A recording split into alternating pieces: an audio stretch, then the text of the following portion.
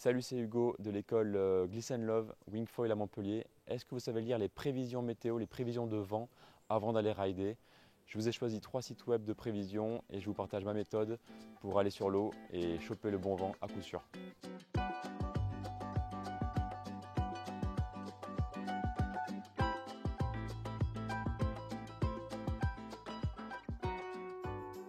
Donc voilà, moi j'utilise beaucoup WinGuru. WinGuru, c'est un site qui est très ancien, qui fonctionne depuis très longtemps. Moi j'ai mes habitudes dessus, donc voilà, c'est mon site favori. Après, vous avez aussi Windfinder et Windy, que je trouve très intéressant. Donc ces trois sites voilà, de prévision, c'est les sites un peu principaux. À savoir que Windfinder et Windy, vous les avez en application téléphone, mais WinGuru, alors moi je ne l'ai pas trouvé en tout cas, je crois qu'il n'existe pas sur téléphone en application. Ce qui est intéressant avec Windfinder et Windy, c'est voilà, c'est les maps comme ça c'est vraiment incroyable de pouvoir voir en fait tous les flux, tous les couloirs de vent. On peut s'amuser à voyager partout autour de la planète et voir où est-ce que ça souffle. Aujourd'hui par exemple, là, on est sur le samedi 24, donc c'est aujourd'hui, et comme ça évoluer dans le temps et voir en fait quels sont les spots qui fonctionnent autour du globe, quoi. Ça c'est assez incroyable. Du coup on peut aussi avec le temps voir quelles sont les régions du monde qui sont les plus vantées, les moins vantées, etc. Ça c'est assez incroyable. Ça c'est vrai pour Windy, c'est vrai pour Windfinder aussi. Voilà, je trouve ça vraiment intéressant pour avoir une vision très globale, même pour commencer à checker en fait un peu les prévisions. On peut se baser sur la région et, euh, et faire évoluer comme ça le curseur pour, euh, pour voir la tendance actuelle en fait sur la région. Parce que des fois on va être focus sur notre météo locale sans voir qu'en fait à 1 heure de voiture ça souffle énormément. Donc là on voit bien qu'il y a un gros courant de Mistral dans la vallée du Rhône, mercredi 28 février. Donc là c'est vraiment les deux vents dominants qu'on voit ici, hein. La vallée du Rhône qui est en fait un couloir de vent et le couloir aussi là de vent qui est la tramontane, hein. Donc là c'est vraiment une image très typique du vent de nos régions et Montpellier entre les deux. Alors Montpellier, du coup, l'avantage c'est qu'on a le Mistral qui peut venir jusqu'ici et la tramontane aussi qui vient jusqu'à nous. Donc on est entre les deux. Alors des fois, ça peut être un peu frustrant parce qu'on a plus de vent à droite et plus de vent à gauche. Mais en roulant un tout petit peu, on touche du vent. Des fois, le Mistral il vient taper Port-Camargue, mais il vient pas taper Palavas par exemple. Le couloir du Mistral, des fois, il s'arrête au Grau du Roi. Et la tramontane, des fois, c'est hyper intéressant de savoir ça parce que des fois, on n'a pas de vent ici, mais la tramontane, elle vient jusqu'aux Areskies, là, jusqu'à le Turning Grill. Voilà. Et même des fois jusqu'à Palavas. Et alors qu'il y a Pétole, on dit qu'il y a Pétole, quand il n'y a pas de vent, à la Grande Motte. Donc voilà, on est au milieu de deux couloirs de vent à Montpellier. Donc si je reviens à mes moutons, on a donc ces maps globales très intéressantes. On a aussi plein de, voilà, de paramètres pour faire évoluer les cartes. Là, on a, par exemple, sur Windy et sur les autres aussi, mais on a les vagues. Mais je crois qu'il n'y a que Windy justement qui offre cette option vague. Ça, c'est super intéressant de pouvoir avoir la houle euh, comme ça sur la map. Euh, et bien sûr, en se déplaçant dans le temps toujours, hein. Donc là, si on est sur du Montpellier, on peut voir que la houle, il y a de la houle au large, quoi. Tout ce qui est violet là, c'est de la grosse houle et ça tape là au pied de l'Espagne,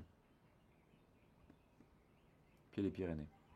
Donc ça c'est incroyable. On peut jouer pendant des heures à regarder tout ça.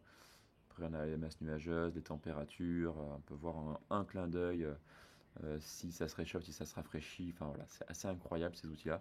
Donc Windy, Windfinder pour avoir ces maps. WindGuru aussi peut l'offrir.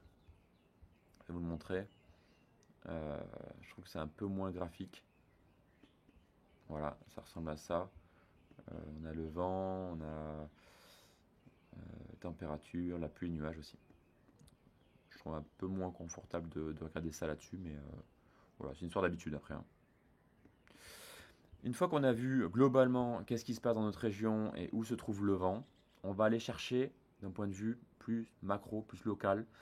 Et là, on va chercher du coup les spots, les prévisions par spot. Alors je vous montre Winguru, c'est mon spot favori, c'est mon site favori. Comment ça se présente? Alors la carte des spots. Ça c'est assez incroyable aussi comme fonction. Ça veut dire que quand vous arrivez dans une région que vous ne connaissez pas, là en fait il vous pointe tous les spots avec toutes les relevés, toutes les prévisions météo par spot. Donc ça peut être un moyen de découvrir en fait où sont les spots par région. Donc là je vais sur l'étendue Ponant, je tape sur Show Forecast. Je peux aussi accéder ici, hein, rechercher étendue Ponant. Voilà. Voilà la météo locale.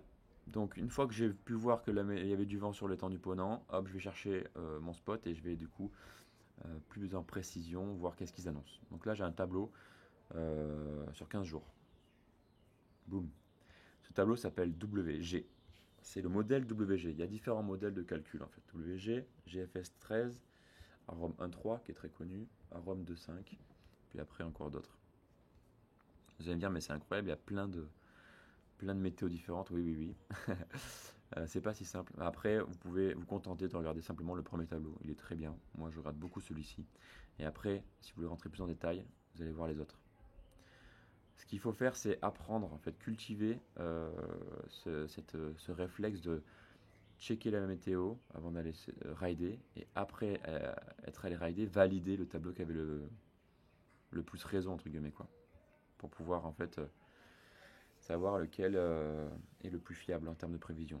À savoir que je trouve qu'il y a certains tableaux qui sont intéressants pour des directions de vent, par exemple le nord-ouest, et d'autres tableaux qui peuvent être plus intéressants pour le sud-est, pour le marin. Voilà. Donc on va se contenter du premier tableau, ça ira très bien déjà. Par jour, par heure, pour le vent, pour les rafales. Donc 17h aujourd'hui, 10-17, tablé sur du 13 nœuds. Voilà, on va partir là-dessus. Moi quand je vois ça, en fait, tous les jours, hein, c'est vent mini, vent maxi. Je fais une moyenne des deux et ça me donne le vent moyen. Direction du vent, si on clique dessus, on a le degré, température et masse nuageuse haut, moyen, bas. Ça veut dire que là, on a un ciel très très chargé avec 100% de nuages en haute altitude, 100% de nuages en moyenne altitude et 86% de nuages en basse altitude. Donc là, autant dire que le ciel il est bouché, bouché, bouché. C'est intéressant de savoir ça parce que quand le vent est très bouché, ça peut avoir vraiment une influence sur le vent aussi. Ça peut créer du vent rafaleux. Le vent est toujours plus régulier quand le ciel est dégagé. On a de la pluie aussi. C'est le millimètre par heure. On a 1,3 mm de pluie par heure. Et à savoir que quand il pleut, en général aussi, ça peut casser le vent. Pas tout le temps, mais ça peut casser le vent. Ça peut créer des perturbations. En général, le vent et pluie, c'est pas très très compatible.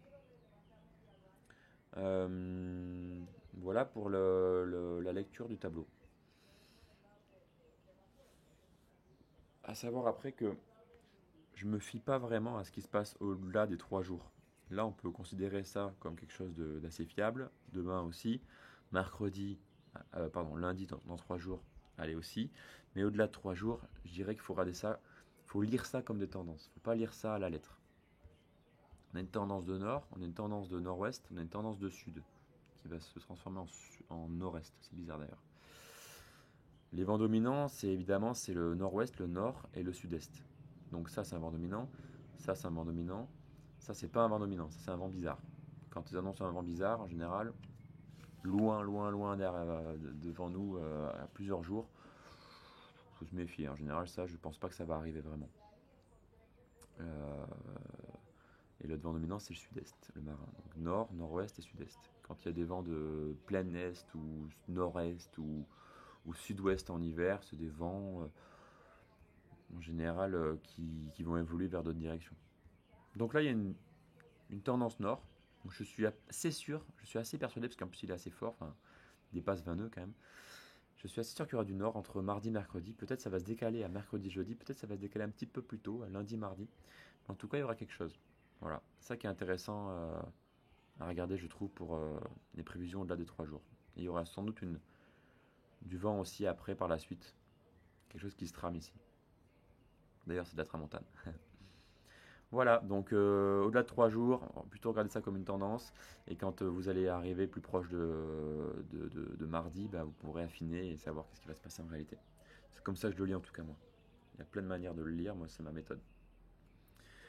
Et bien sûr, au-delà d'une semaine, je considère que c'est même pas la peine de regarder, hein. Donc là, samedi, au-delà de ce samedi-là, autant dire que moi je regarde même pas.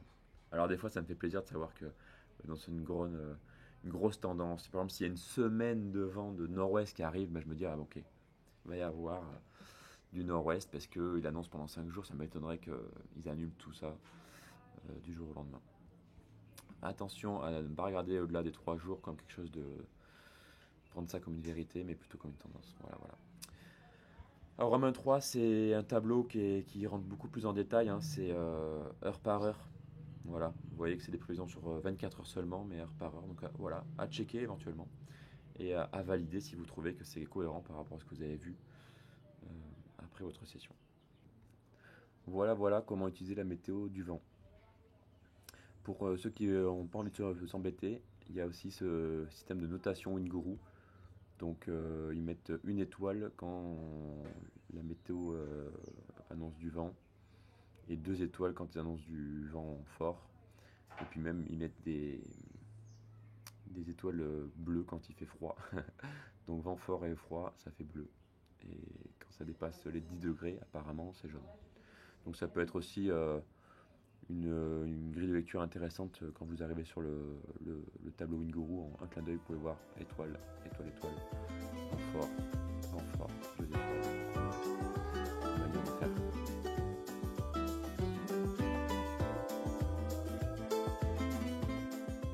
Voilà, j'espère que ce tuto prévision météo vous a plu et vous servira. On n'a pas beaucoup parlé de la météo en été à Montpellier, qui est assez particulière parce qu'on a un vent thermique de sud-ouest qui est assez compliqué à cerner en termes de prévision. On en parlera plus tard sûrement.